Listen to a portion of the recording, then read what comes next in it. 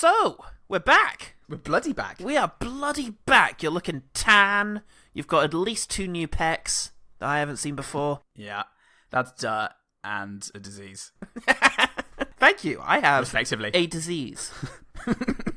Oh, wonderful. But look, since we've been away, I think there's been one cinematic event that the whole world has been talking about that we really need to offer our 2 cents on. I've got exactly 2 cents in my pocket, in my mental pocket. So the audience, I think, deserves both of those. After everything. After everything they've fucking been through. Those poor bastards. Let's give them our 2 cents on... Have you seen the Cats trailer? I have seen the Cats trailer. What did you make of the Cats trailer? I think, Paul, that it's going to be the most significant cinematic event of whatever year it's coming out. Well, it might get pushed back a year because they might pull a Sonic. Oh, no. They might pull a Sonic the Hedgehog. Sonic. They might pull a Sonic. I don't know, because it is eerie. It's eerie the way that the human features float on top of the sort of furry heads that they're on. It's so good. It looks so good. I want that film, Paul. Look, I don't know if you've ever owned a cat, but that's spot on. Fucking nailed it. Oh shit, Cats. Here comes Paul's cat. Oh, I hate it. It's like a walking mirror. Made of beans. I think this is the Cats that people need to see, though, Paul. I don't think that they should be presented with cats and then say, oh, we don't like that. And then Hollywood, the establishment, say, oh, you don't? Oh, we'll change that for you. Yeah, that's not in the spirit of Cats. But the thing is, Cats seems like all the other Andrew Lloyd Webber productions, which is to say, immensely popular in spite of the fact no one seems to like it. It's like election time all over again. You don't know anyone who voted for the Conservatives. Yet, here they are. Oh, here I am, you see, in my non-Cats bubble. Yeah. Yeah, just full of douchebag hipsters. It just seems like the prevailing winds, as it were, of critical reception is that Andrew Lloyd Webber isn't that good. I can't really speak to it. I've not actually gone to see any of his productions. But it's very unusual to see. It's like he's like the Ben Elton of musicals, which is problematic because Ben Elton is also the Ben Elton of musicals. So there's only room for one of them. They might be the same person refracted through a mirror of doom. Oh shit. The problem is Britons just don't like success. Fucking hell, I hate Andrew Lloyd Webber.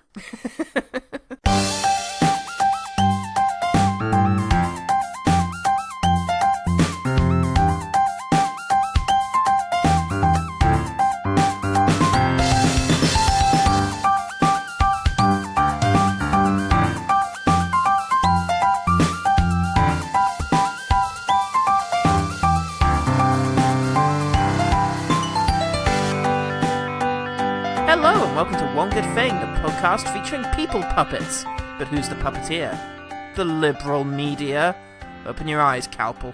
I'm Paul Cowpel. Spunk in your butt. Oh, pretty good joke, I thought.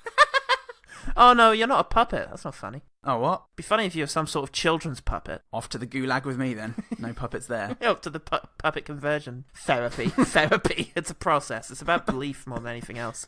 It says immersion on the church outside, and then when you walk in, the sign comes off.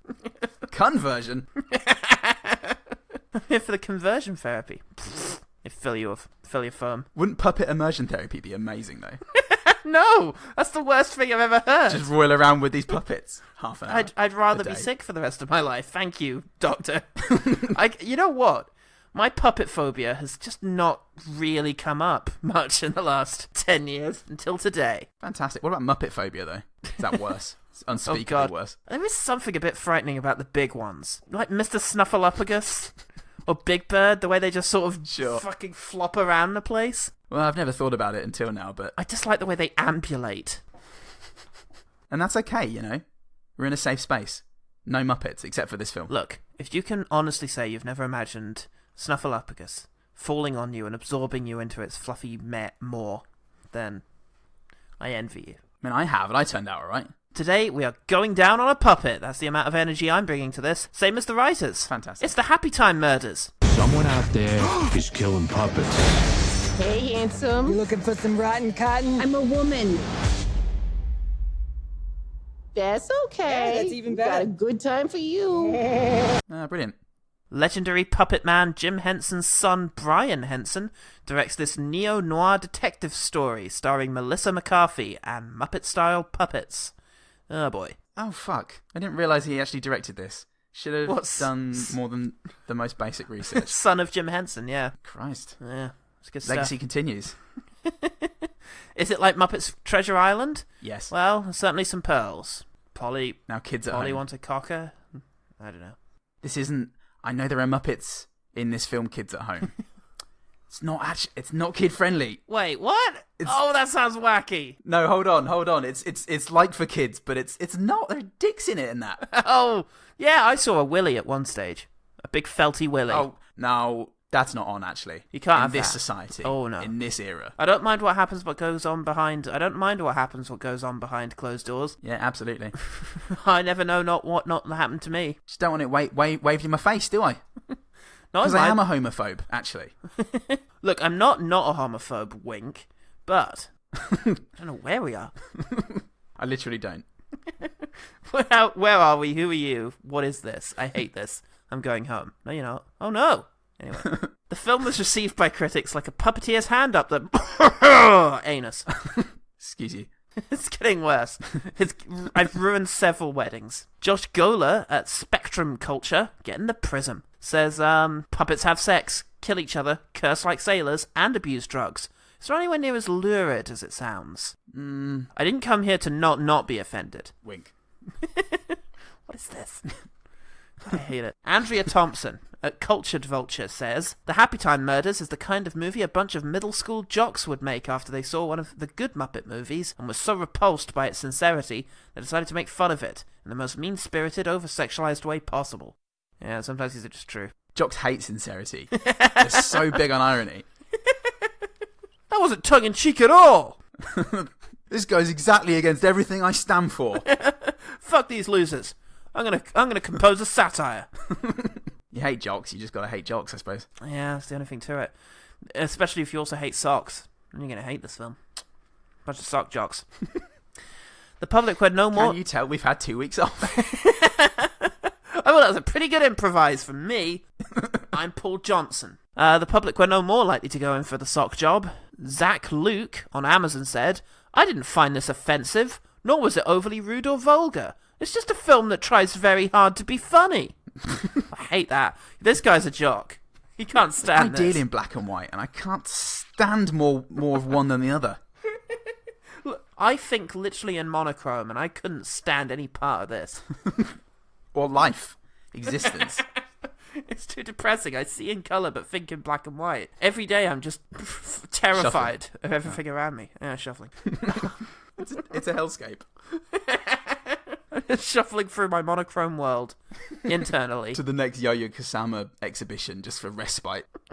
Culpit Man 10068 IMDb said, It's crass. It's 1 hour too long, and it's not funny. Don't waste good money going to see it. Just don't. Where's your bad money? Spend your bad money on this. That's some bad money. Better get rid of that. Your poopy bad money. That's what this film's for. I also like the idea of it being an hour too long, because that brings it down to a nice lean 20 when you take off the 10-minute long credit sequence. That could have been good. That would have only just about smashed through my goodwill, and then sucked it up through its own anus, and then shat it out through its mouth. Sorry, mate, that's my body thought. Oh, this is a good time for a yawn. The middle of this riff that's happening. Yeah, keep it in. I just want people at home to know the dynamic we've got going on. I just want people at home to know that my body is well and truly not willing to play ball on this one. Now, fuck these guys. Whatever part of the body that your yawns come from is thinking. The lungs? Oh, the gooch. This one's coming right up from the gooch pool. You got to shout from the chest and yawn from the gooch.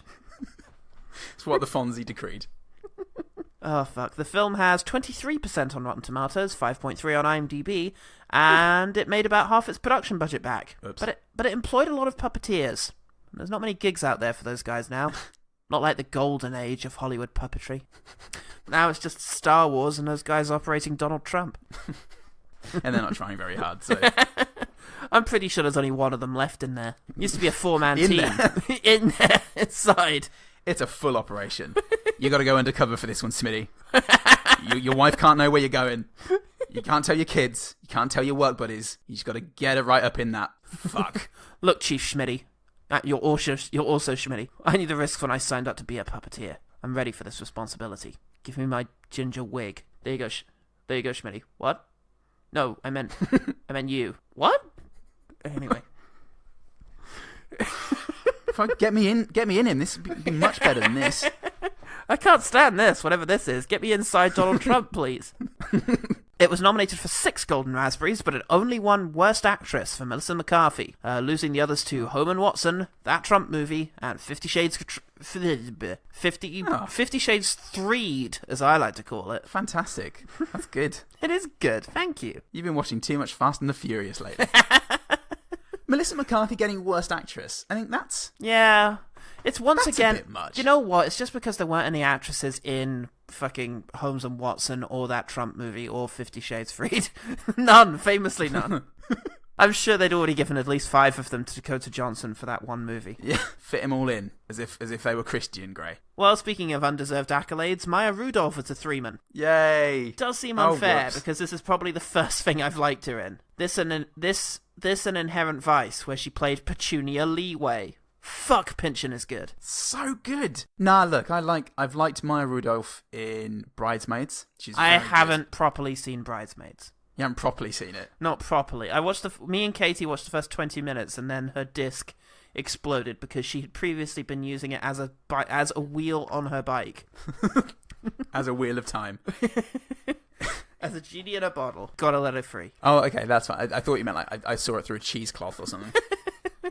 Gotta stop watching my movies that way. You got to filter the Rudolph.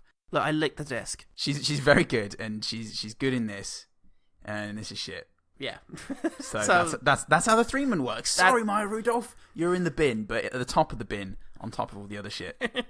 Next to possibly Pamela Anderson, I can't even remember. Oh, free to a man, free in the bush, free, yo. Films are shit, mate. So, Paul, you Japonica Fenway. Crap. What's one thing about the Happytime murders that made you want to shoot thick ropes of cum into a fuzzy snatch of a gaping puppet? Oh, it's another family episode, by the way. Forgot to mention that at all. Some really horrible shit happens to Muppets in this film. Some really bad things. And not just violent, but oppressive, awful things. Depressing things. Hacksaw Ridge type things. It's genuinely awful to watch. I agree. So that's that. Yeah. Hooray! Anyway. I can't wait. I fucking hate Muppets. Yeah. Alright, well, let's begin this document of suffering. Of hate. We start off with a lot of production companies, Paul. Oh, boy. This one took a lot of help to get it over that line. A lot of cooks. wanking into that broth. We couldn't get Warner Brothers on this one. What? Henson Home Studios and Henson Garage Studios. And... No, in no way affiliated with Sesame Street. They've made that very, very clear. So we're in a world where unconvincing puppets coexist with people. It's that the puppets are unconvincing, which is really what brought Sesame Street down. It's not believable at all. Yeah, kids these days, it's all about the photorealism. They did actually mocap. They mocapped Emma Watson to do all of the Muppets. They did it. They did the whole thing, and they're like, yeah, brilliant, Emma, brilliant. Sent her home and just cut her completely out of it and just put fake puppets in it. It's really hard because she's not an actress that's known for her flamboyant physicality, and yet she really gave it her all. She really did. She died after that. Very soon after. And the police say it was probably uninvolved, what with her being hit by a truck. But you look me in the eye and say it wouldn't have happened if she hadn't done mocap for every single Muppet in the Happytime murders. Well, do you remember in the court case where they were convicting the driver? And they're like, Mr. Driver, I sentence you to... And she burst through the doors at the back of the room and went, I object! Previously, the driver had been, it was the Muppets, I tells ya! And after that, everyone had a good old laugh about it. Oh. And she went, do you want to be in the next Sofia Coppola movie? He went, no. Everyone said no. And the whole court got hit by a truck. Dreadful. Massive truck hit the entire courtroom and everyone in it, by extension. It was Inception. It was Tenet, the new Inception-style mind thriller from Christopher Nolan. Trucks instead of trains in this one. Imagine Inception, but with trucks instead of trains in the dreams. That's Tenet. That's a Tenet. That's a Tenet, everyone. Every scene is going to end with Christopher Nolan walking on screen like Lars von Trier at the end of the castle. The kingdom. And he's just going to go, that's a tenet, and then fold his arms in like an attitudinous way, and then it's going to fade out, and then it's going to repeat. He's got sunglasses and a backwards baseball cap, and he's the best guy you ever saw. We've got to address some of the plot of this movie. It starts with actual Sesame Street and actual Muppet voice actor. Is it Brian Barata? Brian Brown. As Phil Philwood or something, I don't know. City of Angels. A dirty, sun-drenched beauty contest at the edge of the Pacific. It's a melting pot of people who live together in harmony no matter what color or creed. Why do those people get along so great? Because there's one thing they have in common that lets them put aside the differences and celebrate together. Taxi! Hey, taxi! The fact that they're not puppets. He's a Muppet. He's a private detective. He's a Muppet and a private detective, and he gets back to his office where he's got his Maya Rudolph. Yeah. She works for him. Who loves him a bit. Who loves him a bit, just a little bit, in that old noir way. In a noir-y way. And he's got a new client, a sexy dame, who wants him to... What is it? Please, if you could help me, I would be so grateful. I appreciate grateful, but it's $300 a day plus expenses. This ought to start you off. Thank you, Mr. Phillips. I should have turned it down, but I like a little cushion for my cushion. What is the actual initial case that instigates all this? Oh, she wants him to find a findable person. Yeah, that'll be it. Oh, well, there's a ransom note. What's that all about? Oh, there's a ransom note for someone that she needs finding, and so yeah, it doesn't actually and the matter. P. Well, the P, yes, but just as she's leaving the house, he's in. The detective house. all buildings are houses to me. My brain is fucked. As she's leaving, he says, "I should have turned her down. Why? But I needed the money. No, why should you have turned her down? You're a private detective. This is, you know what? This is right up your alley." In hindsight's 2020, mate. I should have. It wouldn't be a very good story if it started and I should have turned that broad down because she ended up sabotaging me and training me for Moida. Anyway, on with the film. Here's the next bit of the film. So he goes to apparently the only pawn shop in town because he recognizes that the P is actually from a pornographic Muppet thing. We get some excellent scenes that are very good for me and my mental health. Oh, they're so gross and transgressive. Have you ever thought of what it would be like to take a Muppet and have it just do unspeakable? Like, one of them just pisses purple liquid onto the floor. One of them, Paul, I don't know if you saw this one. One of them is a cow being jerked a Muppet off. Cow having its teets jerked by an octopus. It's for ages. Oh, yeah, its cow's gone sour too, even milkier. Ages, Paul. Jesus Christ. Fucking hell. Who pitched that to me? I'm the director of this film. You're the screenwriter. Fucking help me paint a word picture, you people puppet, of that scene for me.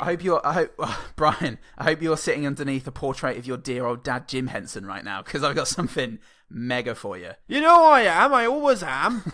Oh, well, observe. And then he just gets up and just strips off and does it himself.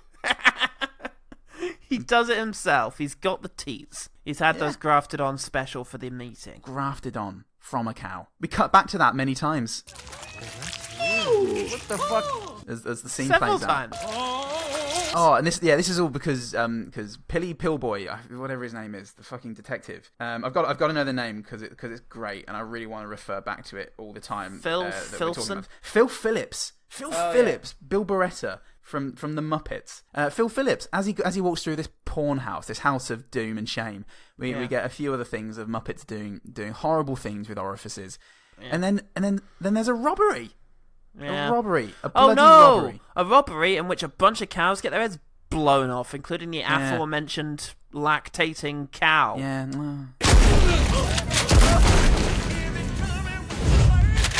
Please, I have 48 kids. And it's masturbatory octopus. Yeah. I didn't anticipate using the phrase masturbatory octopus when I woke up today. I believe he's one of the Metal Gear Solid bad guys. In like the fifth or sixth one where it got really weird. We're running out of animals and adjectives. I don't think we can make any more of these games. Get the fuck out of here, Kojima. You fucking masturbatory octopus, you. Oh no, oh god. And then Melissa McCarthy shows up. And worst actress of the year, Melissa McCarthy shows up. And it turns out that her and Phil Phillips have had a bit of a past. Oh, fuck together. Yeah. You know what? There's no way I'm going to remember to summarize their past, so let's just fucking say it. She was being held at gunpoint by a perp, so he tried to shoot at her, the puppet that was holding her at gunpoint. Bullet flew over her shoulder and hit the head of the actual killer. I really don't give a fuck. Let's just go the whole thing. And didn't hit the head of the actual killer, Paul. It hit a pillar behind the killer, and the pillar behind the killer. And then it hit a civilian. Yes, the dad of the actual killer. Yes, and then everybody's mad at him because they think he missed on purpose because a puppet would never shoot another puppet, even though he did. Yeah. So that's all of that. It's great. Melissa McCarthy comes in and says, "Oh, it looks like a robbery to me." It's definitely not. Shit. Yeah. Oh, I'm so bad at this. I knew I should have looked at any of the evidence. I've got a reputation as being a maverick, and it's very hard to keep up. It's very hard. You can't look at any evidence. What if Sherlock Holmes had just come into a room and just looked around and did his sort of mind palace thing? It's just like, do you know what? I'm actually going to have to look at the case file on this one. What do you think? It's your first day on the case, Jimmy. I mean, the whole police procedure these days is call Sherlock Holmes. That's all they teach us down in police school. Great. Okay. More Muppets die. Phil Phillips' brother, who's in the Happytime gang, which was a show with sexy Elizabeth Banks in it, weirdly. Yeah, that was not at all. Don't worry, they'll totally earn her position in this film later on, in all her great scenes. The cops, including Joel McHale now, isn't it? Yeah. They're starting to think that Phil Phillips is, Big Philly style, he is responsible for the murder of the Happytime gang for some reason. They try to protect more of them as well, and they also die. Because... Yeah. They go to a gang hideout. Melissa McCarthy, turns out she's got a Muppet liver, so she can take all the Muppet drugs, which is sugar. That is good shit. Well, fuck me. Maybe. Yep. Good stuff. It's very funny, Paul. I love talking about comedies and getting jokes out of it because it's just so ripe, isn't it? It's just so good and ripe. It's ripe and right. There's some very weird energy in a car scene. What the fuck is this? What? What are you asking me for? Turn that shit Are you off. making fun of me? It's your car. It's on your radio. I didn't put it on. Jesus Christ, turn it off. It's like a tampon commercial in here. Stop yelling at me. You know what? How many pockets do you... Totally all over the place. We get some inbred puppet children, which is great. Lots to feel good That's about awesome. there. One of the favourite moments for me in the film. We get a genuine puppet vagina complete with purple pubic hair. Great, lots to feel good about there. Yeah, like that film that we saw, Scream. It's like when Courtney Cox in Scream. Good. So it turns out that, big surprise at this stage, it was the daughter of the guy that was shot. Oh, fuck! Christ. Who was actually the sexy puppet from the beginning, who came and hired him onto the case. But Elizabeth Banks was in it so that she could be blown up in a scene, but then not really. Oh, well, she comes back because her and the daughter of the pillar killer boy, they're in it together. They're framing Phil Philly, and... Why? Well, because he killed her dad. But why Elizabeth Banks? Oh, she's...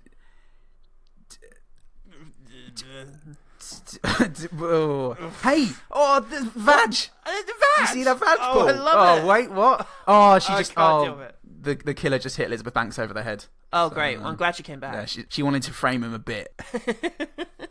She wanted to do the frame and dash, whereas the other one wanted to do the frame and smash. That's such an awkward dance move. Just before that, I think, what's her name? The redhead, the son of the pillar killer.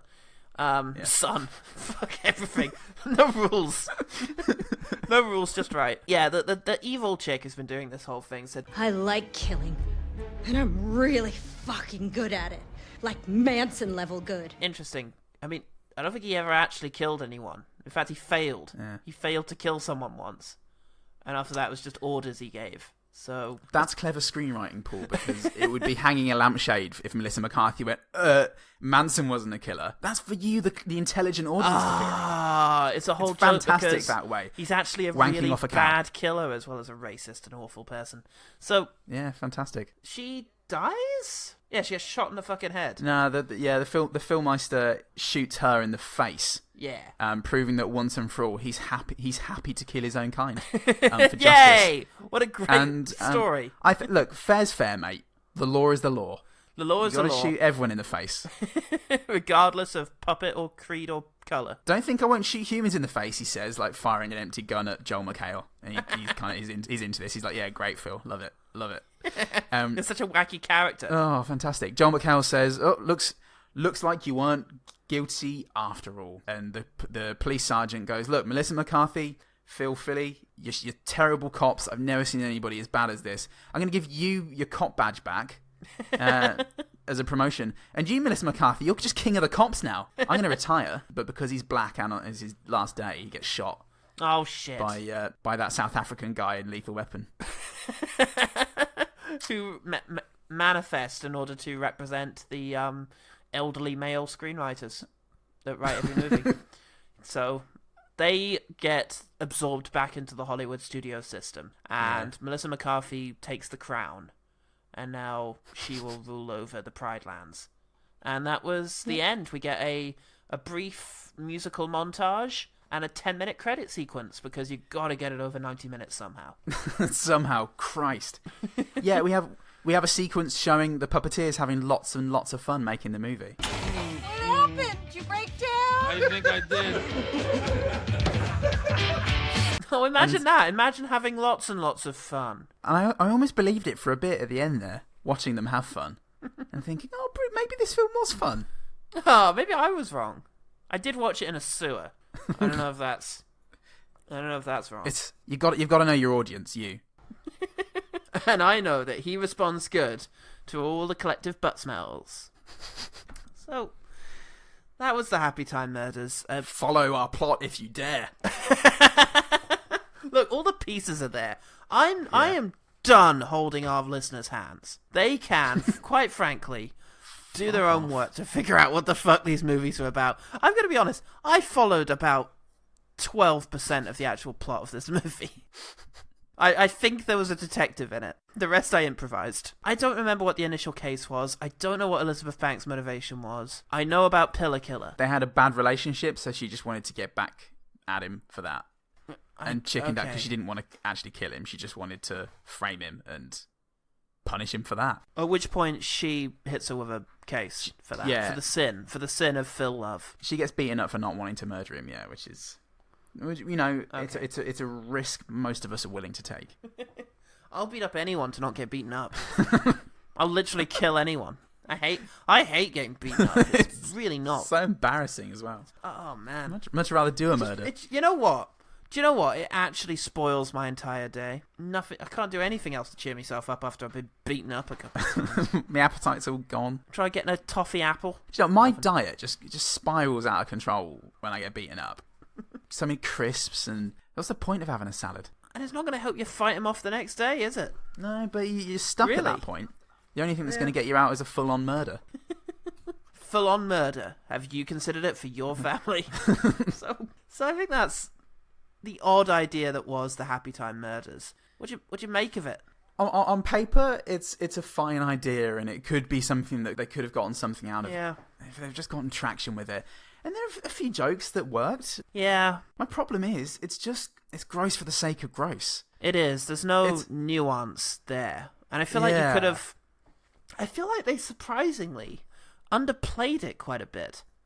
No nuance and underplayed, because if they'd lent more heavily into the idea of the puppets and the wackiness of them, you know, and done a sort of Roger Rabbit style thing, but dirty, that could have been better. But a lot of it was very down to earth, quite dull, kind of just plain stand-ins, where the sole source of humor in the scene is the fact that it's puppets involved. That's the only thing that's funny, and the puppets aren't that wacky. There's a couple of character designs where they've really lent into the idea that these are cartoon characters sort of made flesh, like in, well, I think when he goes to the scuzzy drug den, and there's a couple of the heavies look like, you know, just circles with faces drawn on them.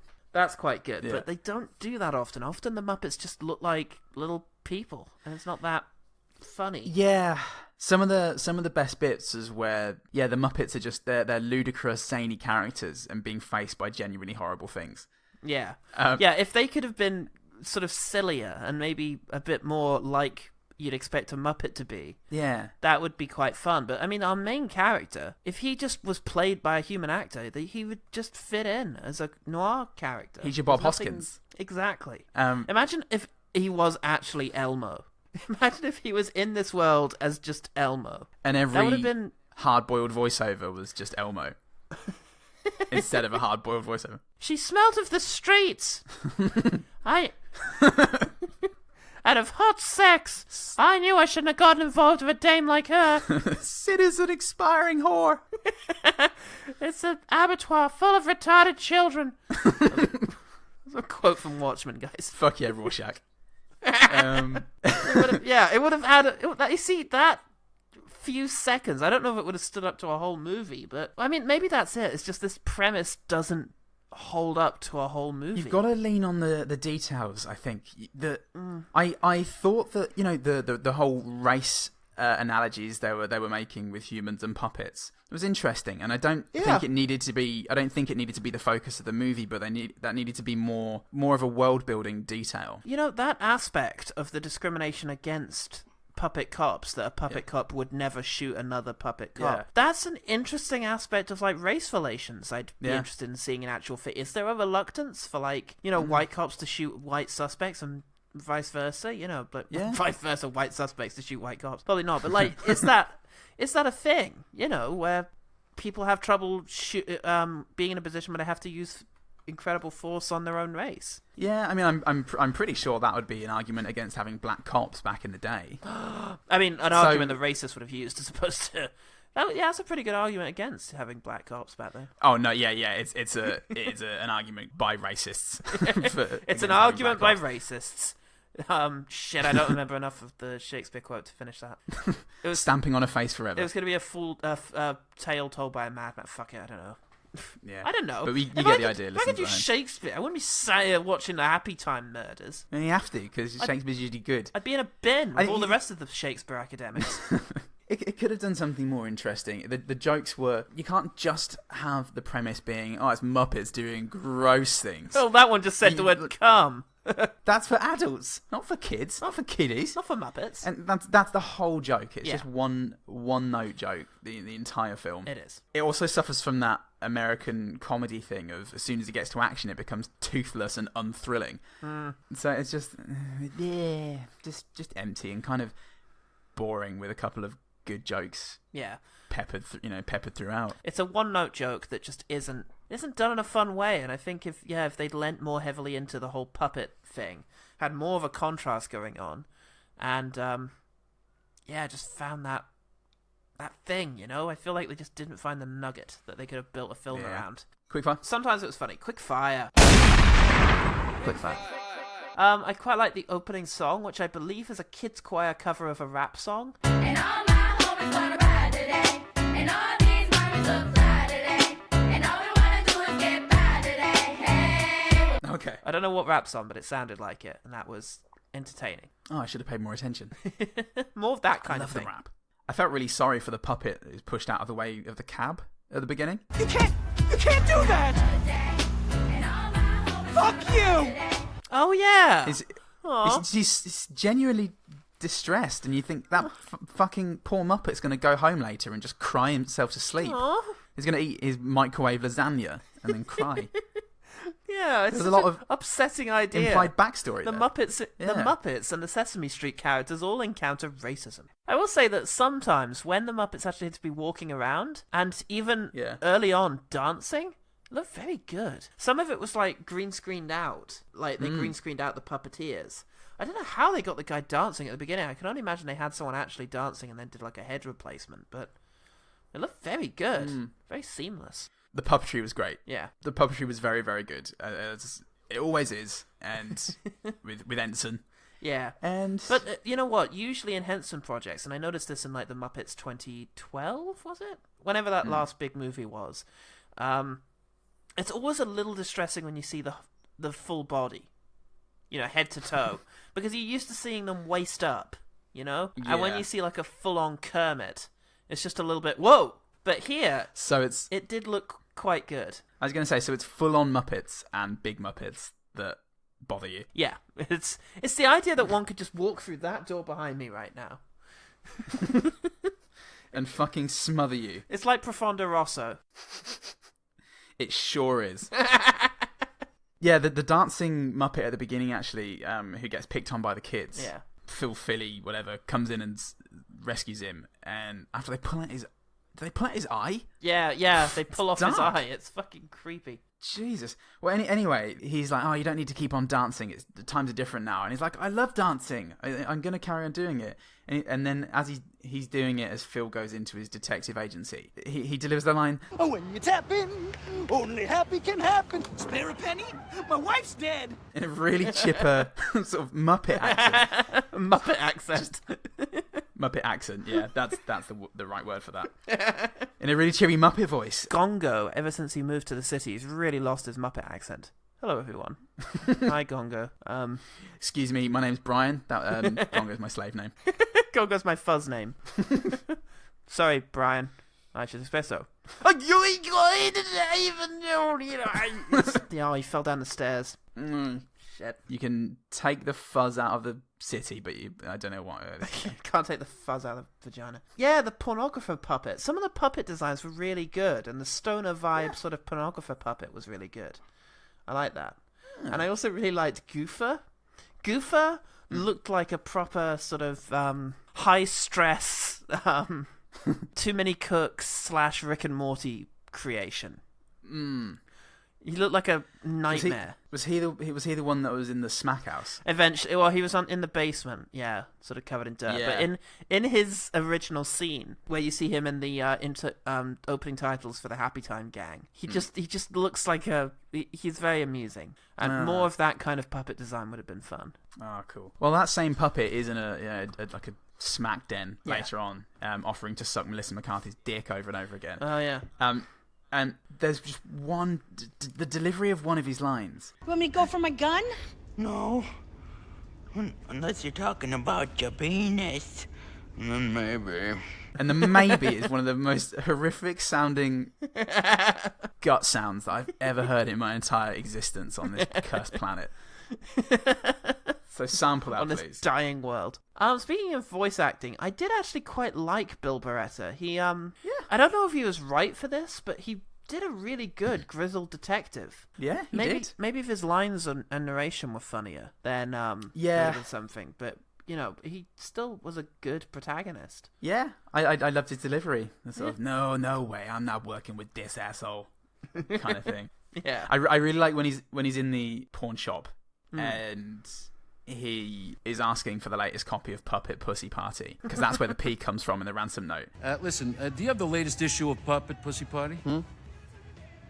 Puppet Pussy Party. Yeah. Oh, I loved watching the puppets getting their heads blown off. That was great. That's a wish and a dream. Yeah, that made me... Oof. Gonna watch that in slow motion later. No, it was a good sort of practical effect of just puppet head exploding. Oh, nice. The nymphomaniac woman who comes in and gets the help of the villain. Phil Phillips. The villain. The villain. I'm a sexual Ima. What's that? It means if I'm a get next to it, I'm a gonna fuck it. I'm a gonna fuck it is such a wonderful sentence, Sam. I'm a gonna fuck it. Oh, I like the kind of shitness of, I think I found the murder weapon, and it's a dog. Yeah. Because one of the murders happens because someone unleashes a bunch of dogs into a place, and they instinctively and correctly tear apart the nearest puppet. That's good. That's nature trying to sort out nature there. And yeah, the guy's the cops just walking around with a dog with, I think, an evidence tag hung off of it. So that was quite funny. When they're in the gang lair and Melissa McCarthy's snorting all this sugar and she's confronting all these gangsters.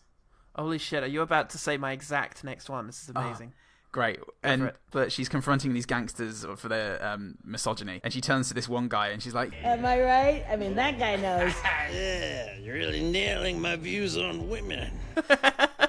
I loved that guy because his character design was great too. Like, Yeah. In a room full of absolute freaks, he was the most ordinary-looking motherfucker in there. Yeah, he was great. The third time that Melissa McCarthy, who's meant to be high off her head on sugar, because that's a thing. It's a Muppet thing. It's a Muppet thing. She asked the same thing the third time in a row. No, she makes the third observation that a third member of the Happytime gang has been killed within a week. But the third time she says it, our lead guy just says, "What the fuck?" That's 3 Happytime cast members that have been killed in 1 week. What the fuck? Yeah. That made me Bill smile. Barretta is very good at those sort of, oh, for Christ's sake, things. The sex scene, Paul. The sex scene. Ah, yes. Where yes. Phil Philpotts and not Elizabeth Banks. Phil Frappens. They have Muppet sex. Yes. But it's happening with the police, including Joel McHale in the next room. Yeah. And Maya Rudolph is being a good receptionist and saying, he's just in an appointment right now. Would you like a coffee? And then the two puppets just thunk up against the glass door. And they just keep whomping it, and it just keeps happening. It just goes on and on and on, and like, the laughter just built up in me and fucking erupted because it was just so stupid and relentless. What got me about that, about specifically them being pushed up against the glass, is that the preceding line is the detective saying, "Is that what I think it is?" What do you think? like, still trying to be a bit coquettish. Whoomp, whoomp. And also, at the beginning of that scene is the only bit of narration that made me laugh, which is Her hair red like fire, her ass hot like fire. Yeah. That was good. And my note for that was, what do you think it is? As Puppet is crudely fucked. Poetic. He's a man of letters. Letterman. I really like the muscle puppet on the beach. Oh, yeah. Yeah, that's pretty good. As he lifts a huge weight over his head with his big pecs showing and then does his sort of Muppet-style big mouth open thing. Do you know what? Something that made puppets really funny recently was Toy Story 4, the ventriloquist dummies. The way their sort of mouths just sort of lolled open. Yeah. Terrifying. Fuck, did you stay for the end credits bits? Because that's maybe the most I've laughed in a Toy Story movie was, how am I alive? I don't know. Yeah, I did. Yeah. Oh, man, that was really good. I gotta stop thinking about Toy Story 4. The fridge full of maple syrup from Melissa McCarthy, because she's a sugar addict, it's a Muppet thing. Made me feel genuinely sick. That was great. And leading on from that, did you notice that Melissa McCarthy, in her kitchen, she has perfectly ripe bananas, which makes sense because as a sugar addict, that's when a banana has the highest sugar content. And I'm sure that was intentional. Damn right it is. They know their bananas. Yeah. They fuck 2 a day. They don't not know their bananas, wink. When they're watching Elizabeth Hanks doing her striptease, her sexy striptease in her Elizabeth pants. Oh yeah, she's a stripper in this. Oh yeah, she's a stripper. 3 bunnies are watching her, and one of them just says, "It feels like Easter in my pants," which there's a whole world bespoken by that concept, which I enjoyed. And I did actually enjoy the whole giving her the carrot and getting her to bite it. It was just there's a whole backstory there, for these rabbits and rabbits in the Muppet world and their own proclivities. So that's nice. It's a detail. Yeah, bit of world building there. Horny rabbits are a thing. Good to know. Yes. Thanks, Tolkien. The inbred kids, because 2 of the Happytime gang are kissing cousins. Yeah. When Phil, I think it's Phil, he goes into the room and sees them. One of them's got 1 eye, the other's got 3, and he goes, "Where is your mommy and daddy?" Opening their mouth in that creepy Muppet way, just like a static open mouth. That was good. That was horrible. I enjoyed that. Oh yeah, Melissa McCarthy had a line that made me Melissa McCarthy that I quite liked. There's a weird conceit moment where Joel McHale for some reason can't see that she dropped her gun. I think it's because he's wearing his sunglasses or something. And yeah, just her line. What, somebody want to help out Stevie Ray Vaughan here? Because he's obviously fucking blind. Yeah. Was Well, that's actually the next bit that I was going to bring up. Because there's something that reminded me of the mountaineering sketch in Monty Python, where if you just pretend that it's not because he's wearing sunglasses that he can't see that she's put the gun down, it's just a completely obtuse bit of comedy where he's just like, huh? Oh yeah. Oh yes, the puppet liver thing was actually explained so naturally that I didn't even notice it until a few scenes later. Like, it's mentioned early on that she has a puppet liver, which allows her to take drugs. There's very little point for this, really. But it allows her to take drugs, and it's like, I wonder why she has a puppet liver, what the story is there. And then later on, she gets shot in the stomach and gets rushed to a hospital that exclusively caters for Muppets, puppets. And we don't actually see or have any dialogue explain that they had to put a Muppet liver in her in order to keep her alive. Yeah. But you can just infer that that's what they ended up having to do. Yeah. And that's why she now has a puppet liver. Which is interesting. Again, from a comedy perspective, more jokes should have happened as a result. From an actual movie perspective, this should have had more of an impact on her character and who she is. But otherwise, it's a fun little detail that I agree. is there. My last thing is just Joel McHale pulling up at the end of the movie in his convertible with Carly Rae Jepsen blasting out. It's just silly. Silly moment. And I didn't notice that. That's good. At the moment where Melissa McCartney's leaving and she's telling off all her fellow colleagues and just says, Carol, we never got to talk, but you seem cool. And I wish I would have fucked you, Donnie. It's not too late. It's not. Like, everything about that little interaction I quite enjoyed. I think that's her real life husband. Ooh, that's fun. Some trivia for you, movie fans. Oh, movie fans? What would they be doing watching this shit? So, listening to this god-awful nonsense. So, the last thing is, this is for exclusively fans of fly fishing. It has all the meditative qualities needed to lull people into the long periods of silence and waiting. So, our last good thing is that there's a player in here that we've mentioned a couple of times, and she's recently been the recipient of a not entirely welcome award. Accolade, as it were. It is actually an award. I've been sending out badges. It is Maya Are they Rudolph. still made of shit? They're made of the dreams of a child and shit, yes. But, yes, it's Maya Rudolph playing reception lady as this sort of ditzy style, fucking good actress. I can't think. I've got enough. She's got the hots for Phil Filson. Yeah, like she's meant to be like a Hitchcock secretary type, the slightly homely woman who, is just there to lust after our main hero so the audience can know how dreamy they are, because it's hard to tell because the director's cast a 60-year-old man in the role. So you've got to have someone to explain it to the audience. But yeah, she's fulfilling that archetype, and she's really good at it, and has some really funny lines, such as when she's explaining the process of, I can't remember what they call it, it's some sort of horrible prison process. Pilafing. They will tear out all of his stuffing and fill him back up with rice pilaf. And then they'll fuck it. They'll fuck it, not him. They'll fuck what they've created. I really liked the whole scene at the beginning where she's introduced, because does he give her chocolates or treats or something, and she's like, "Oh, Mr. P, you're gonna give me a very fat butt." It's a really cute line. Yeah. But then there's the missed call from someone, and he's like, "Oh, did you tell her that I?"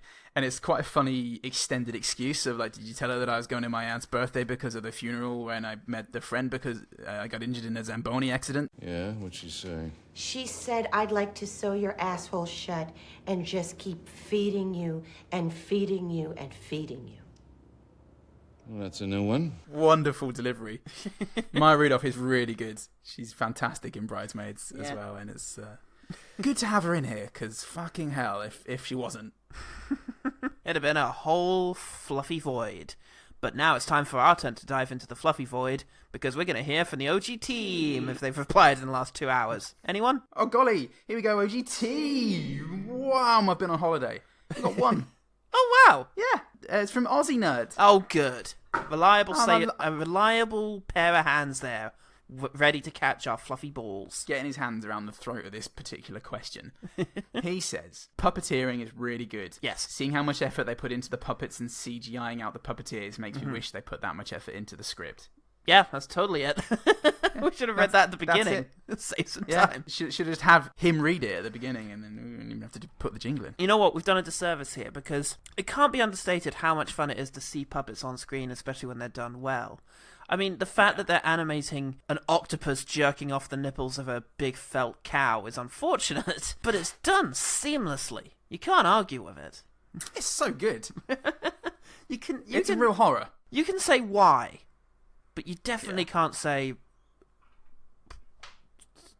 doesn't look good. I don't know. Which? Yeah, that summarizes. You can say why, but you can also say wow. You can, and I think you should. I think you owe it to yourselves and us and Brian Henson. And Brian Brown. And Brian Blessed. And blessed be the children. Blessed be the children. Wherefore art Children thou? of the corn. Children of the corn, out there, living their lives. Yeah. Any of them? All in the name of Sam. Corn children. All in the name of Sam Hain. Michael Myers. Corn chowders, I call them. Yep. Michael Myers. Just trying to live his life. Both of them. Charlie Manson. Hashtag. Fat bastard. Not Dr. Evil.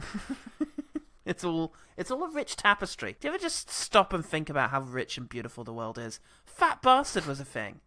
Michael Myers perfected that accent. Several people made a costume for it. And what for? Just so I can casually mention him in a podcast 20 years later. Yeah. And now, look, watch this. Not thinking about him anymore. Brilliant. Great. We should do one good thing about the world, Paul, because we could just word associate for hours. God, wouldn't that be a joy to listen to?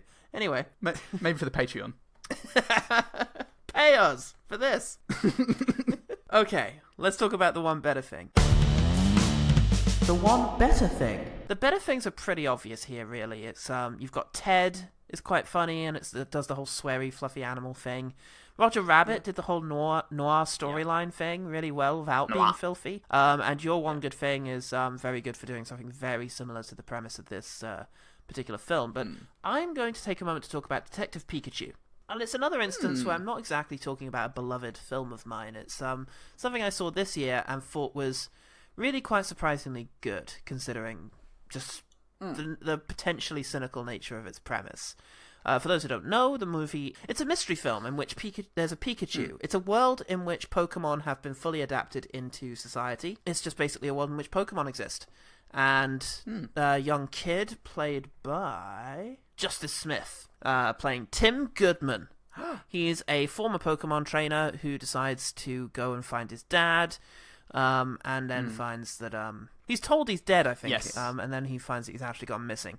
But he finds his old Pikachu, his old Pokemon, and finds that he's able to understand what he says.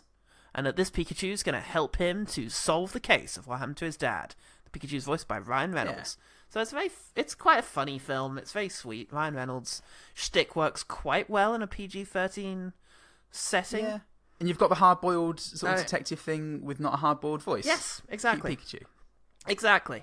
Yes, and it works a lot better. For one thing, Pikachu looks a lot cuter in that little hat. Pikachu, more like. But also the thing I really want to get into though is the fact that this feels much more interestingly like a world that's different from our own because it has Pokemon in it.